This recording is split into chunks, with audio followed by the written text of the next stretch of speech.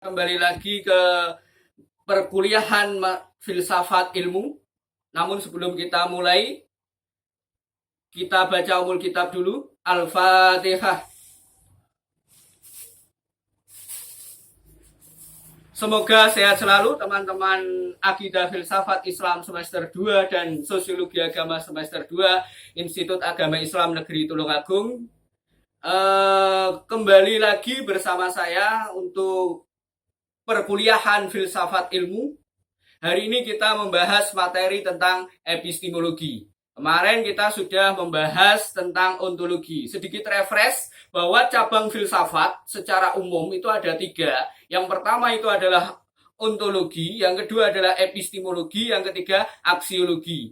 Nah, untuk ontologi kemarin kita sudah mengkajinya di minggu yang lalu. Nah, hari ini kita mengkaji tentang epistemologi. Saya kira teman-teman sudah tahu secara istilah maupun secara bahasa apa itu epistemologi. Nah, karena epistemologi ini sudah pernah kita kaji pada mata kuliah filsafat umum di semester 1. Nah, bagi yang memperhatikan saya kira sudah paham betul apa itu epistemologi. Namun bagaimana nanti kita mengkaji epistemologi ini dalam konteks filsafat ilmu. Nah, kemarin kita sudah mengkaji apa toh sebenarnya filsafat ilmu. Secara sederhana adalah filsafat ilmu itu mengkaji ilmu dengan pendekatan filsafat. Nah, maka yang mana filsafat memiliki 3 cabang ini, yakni ontologi, epistemologi, dan aksiologi, mau tidak mau untuk mengkaji ilmu juga tidak terlepas dari yang namanya epistemologi. Nah, epistemologi saya ulangi biar teman-teman ingat kembali bagi yang sudah lupa.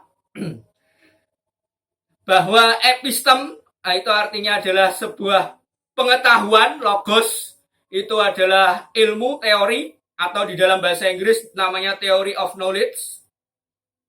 Nah, epistemologi, kata epistem ini sebenarnya berasal dari bahasa Yunani.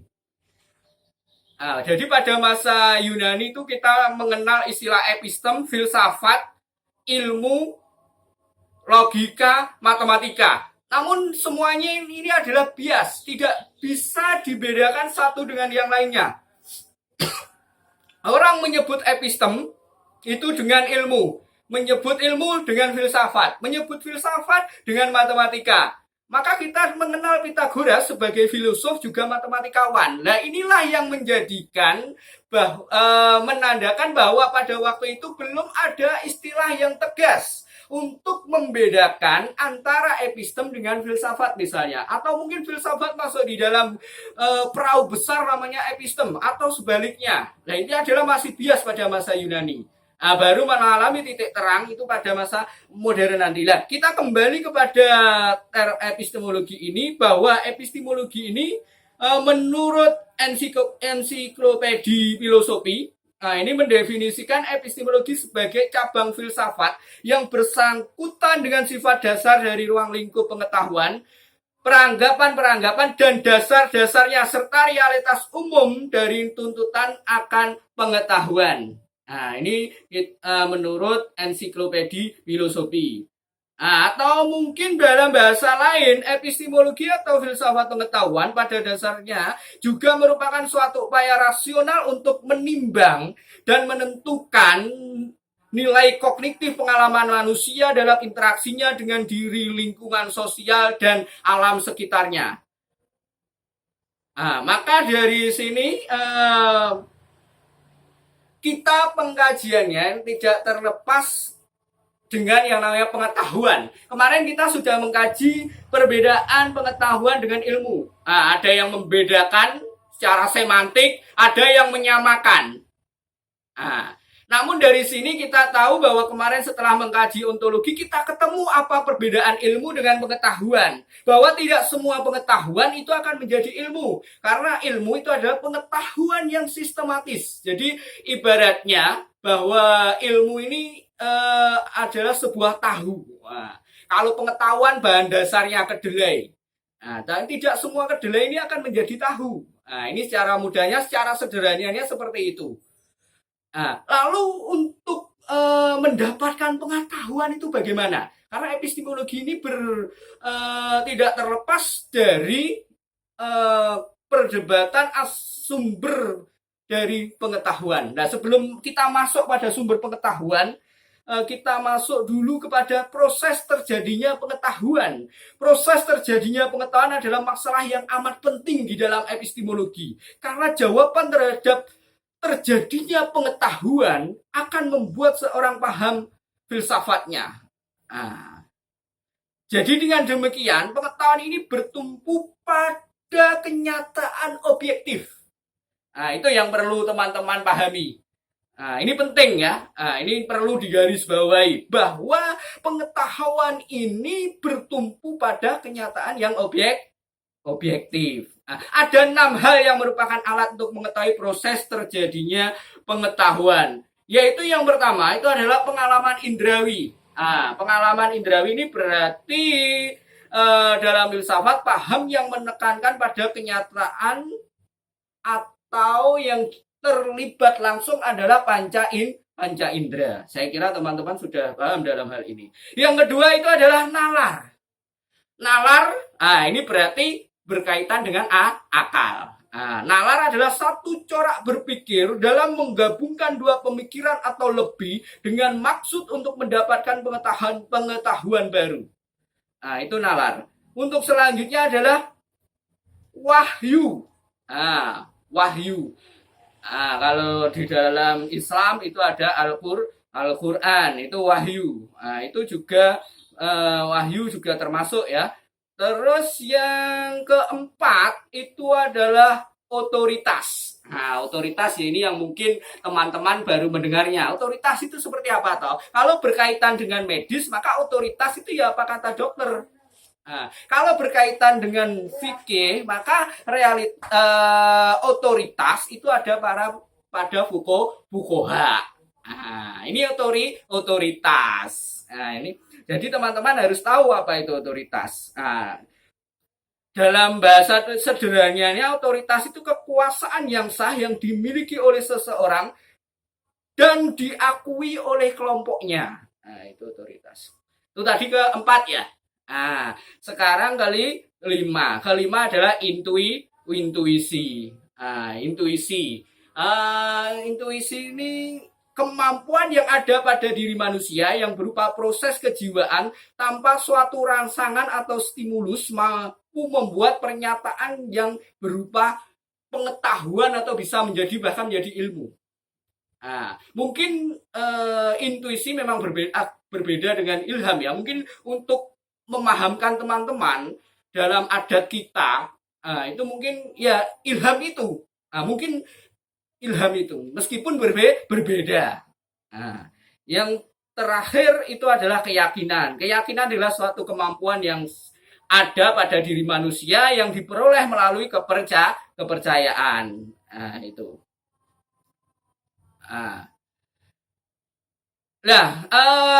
Untuk analisis mengemukakan ada 6 alat untuk memperoleh pengetahuan. Itu bisa dengan cara observasi, 1 mengamati, 2 menyelidiki, 3 percaya, 4 hasrat, 5 maksud, 6 mengatur. Ada yang menambahkan, menyediakan, dan menikmati, itu juga masuk.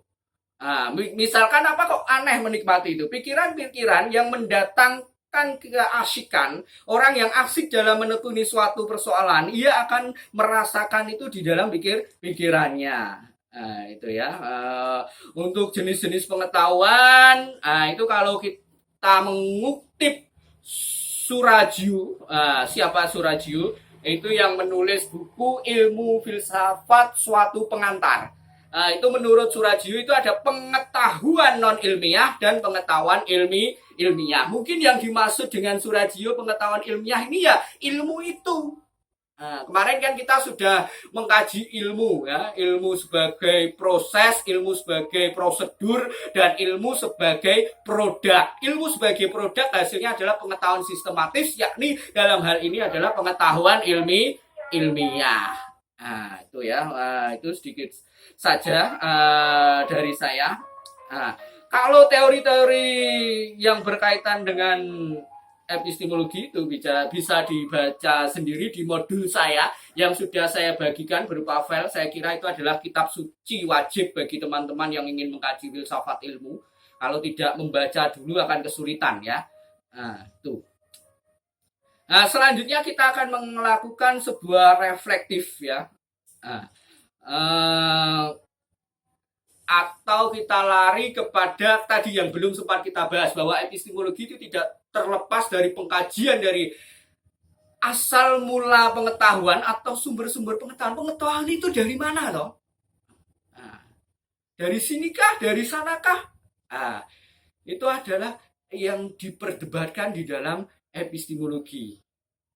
Nah, makanya pada masa modern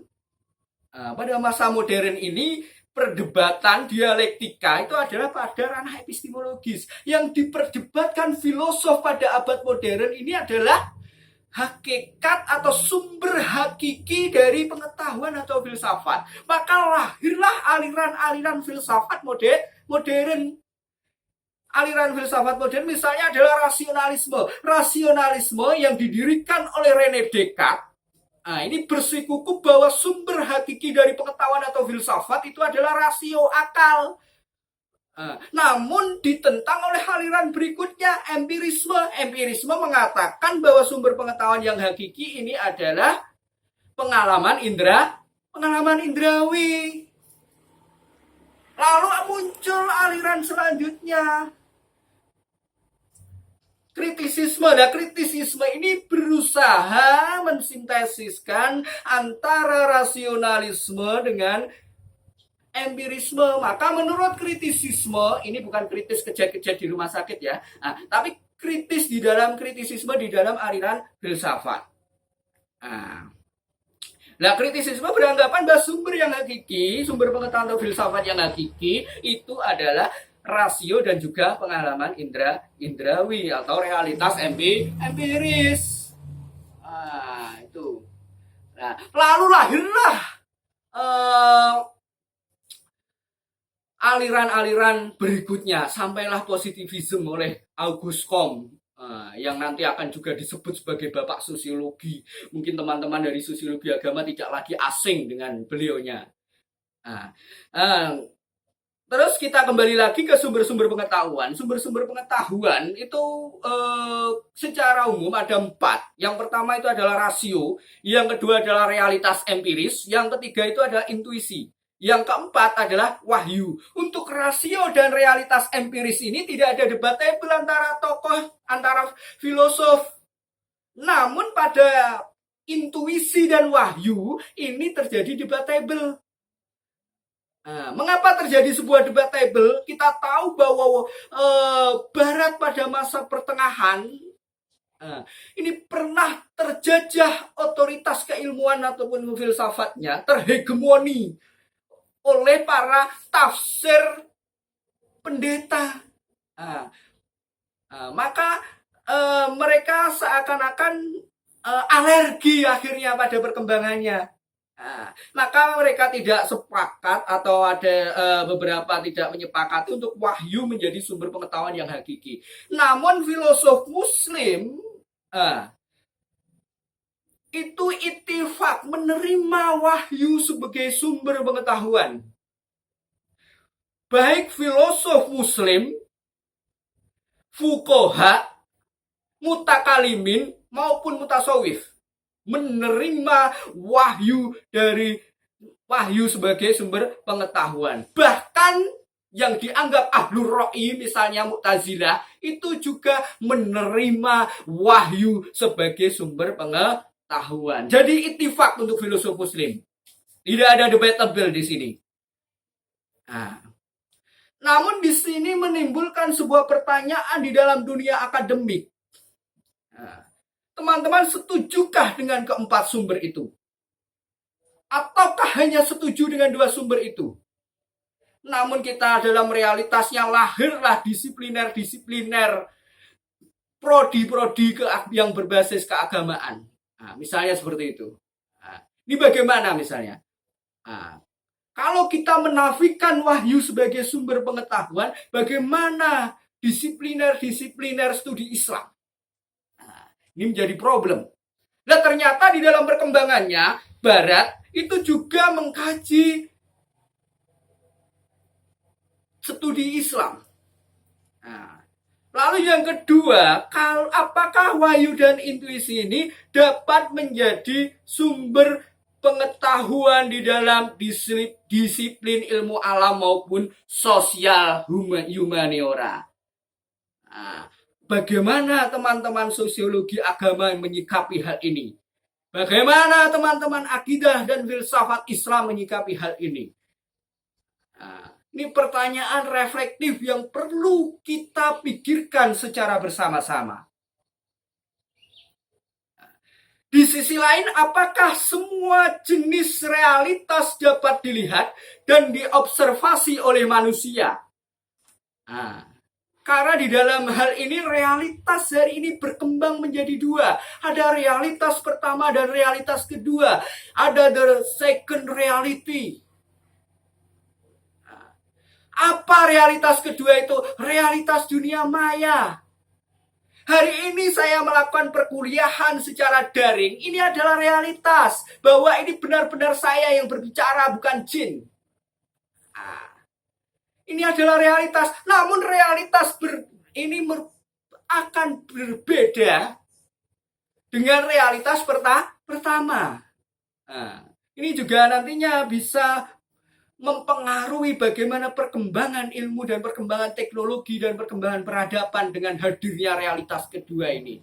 Menimbulkan sebuah pertanyaan-pertanyaan yang sangat reflektif. Kalau teman-teman selesai di dalam filsafat ilmu, saya kira selesai untuk menjawab itu semua.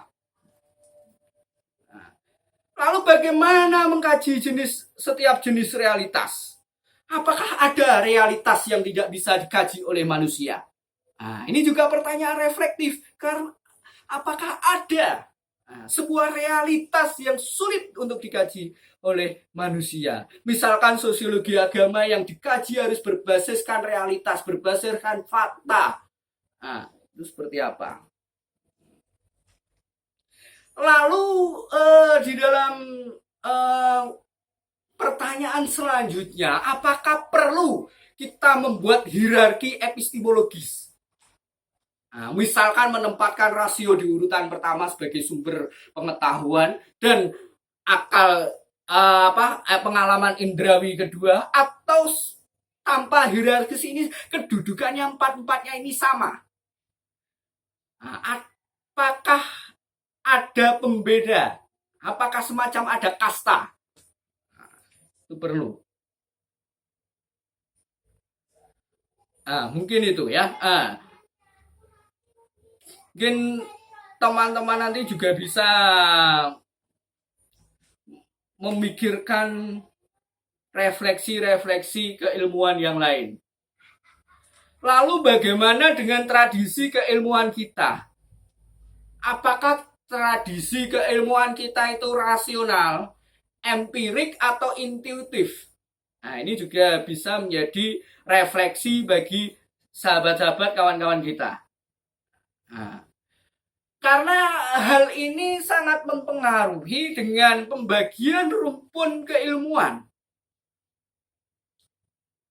Apakah rumpun keilmuan agama itu disendirikan ataukah masuk rumpun humaniora? Misalkan akidah dan filsafat Islam. Nah, itu mungkinkah disendirikan masuk rumpun agama ataukah masuk rumpun humaniora?